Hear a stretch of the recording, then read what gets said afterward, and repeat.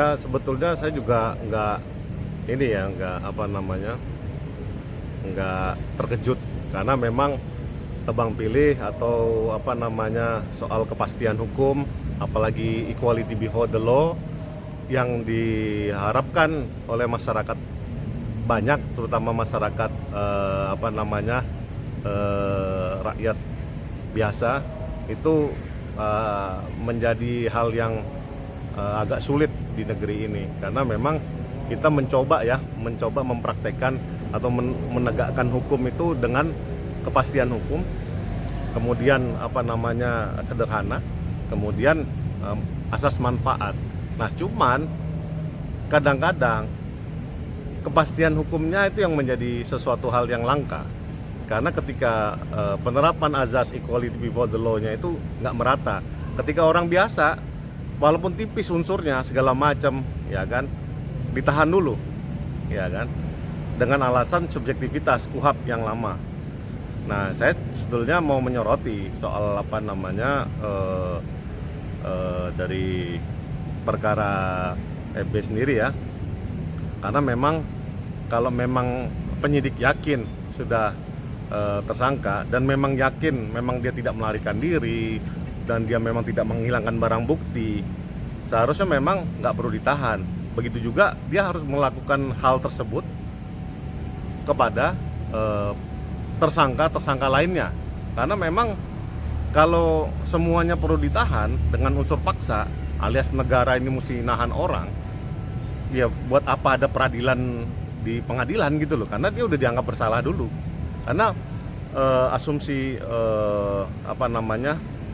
rakyat yang merindukan soal kepastian hukum itu, kalau ada orang ditahan otomatis dia sudah bersalah duluan.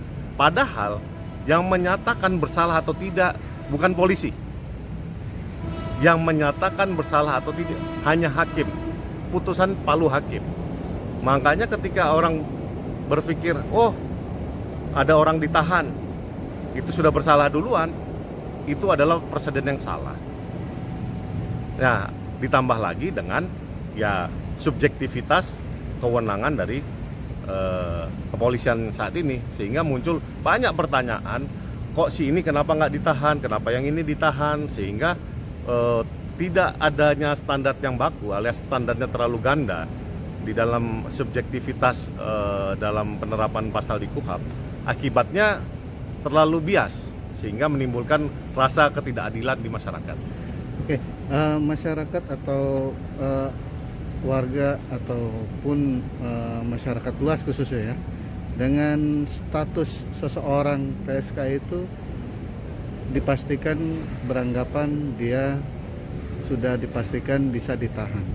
Nah, untuk seperti pandangan praktisi hukum seperti apa sih untuk menghindari stigma dengan status seseorang PSK terutama itu bisa atau tidaknya ditahan, melihatnya seperti apa? Karena memang yang selama ini berlaku adalah ketika polisi sudah menetapkan status dia tersangka, padahal itu adalah dia itu mempunyai dua alat bukti permulaan. Artinya patut diduga memang ada tindak pidana yang dilakukan oleh tersangka tersebut. Tapi untuk bersalah atau tidaknya memang bukan wewenang hakim. Dia harus melalui dulu proses pro justisia. Ya, jaksa mesti yakin betul dengan rangkaian perbuatan yang dituduhkan oleh polisi melalui BAP dan menetapkan status dia sebagai tersangka untuk digelar atau disajikan, dituntut dengan dakwaan di pengadilan.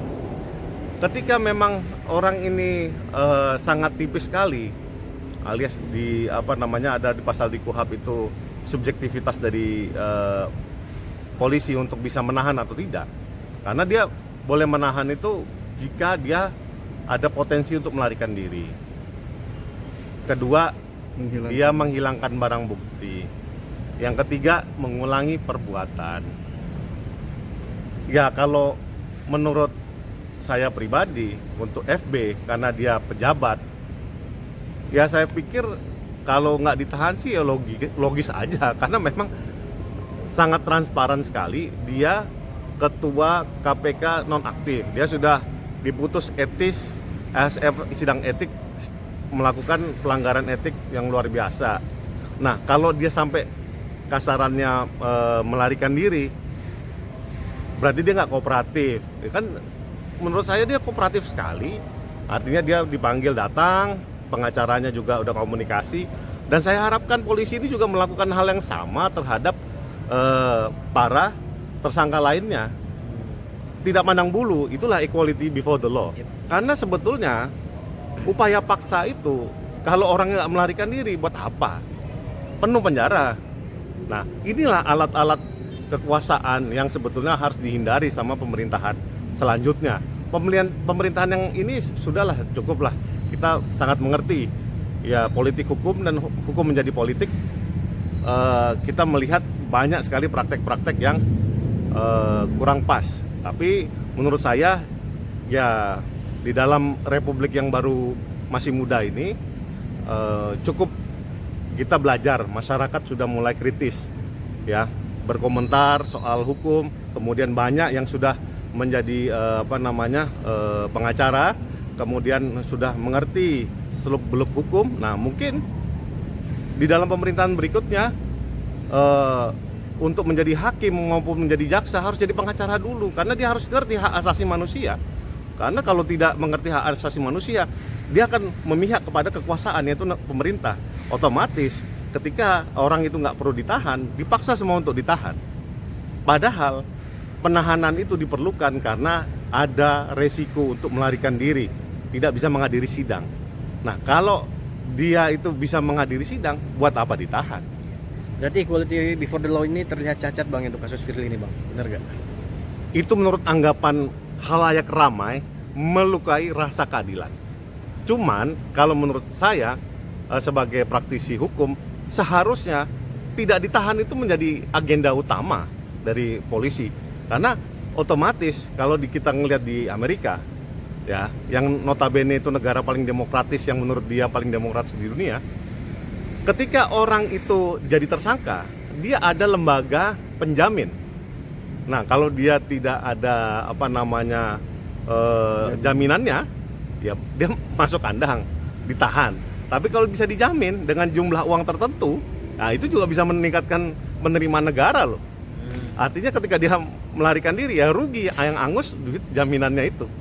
Nah, kalau dia bisa nggak ditahan, pasti orang kan bayar. Nah, itu yang harus di-enforce.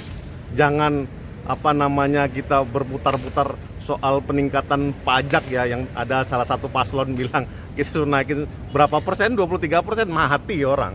Karena kenapa? Nggak logis juga, 1% aja berapa ratus triliun. Kita mesti motong orang berapa, binatang mana yang mesti dipotong, itu nggak logis. Makanya saya melihat yang harus ditegakkan adalah detailnya. Bahwa rasa keadilan di masyarakat mesti wajib hadir. Karena ketika ada pejabat yang harusnya, kenapa tersangka nggak ditahan nih? Kok yang ini ibu-ibu nih, padahal dia nggak mungkin lari, dia ditahan duluan. Ya, itu yang makanya harus dijelaskan ke khalayak ramai bahwa apa yang dilakukan oleh kepolisian itu terkadang menggelitik ya, ada rasa ketidakadilan di masyarakat.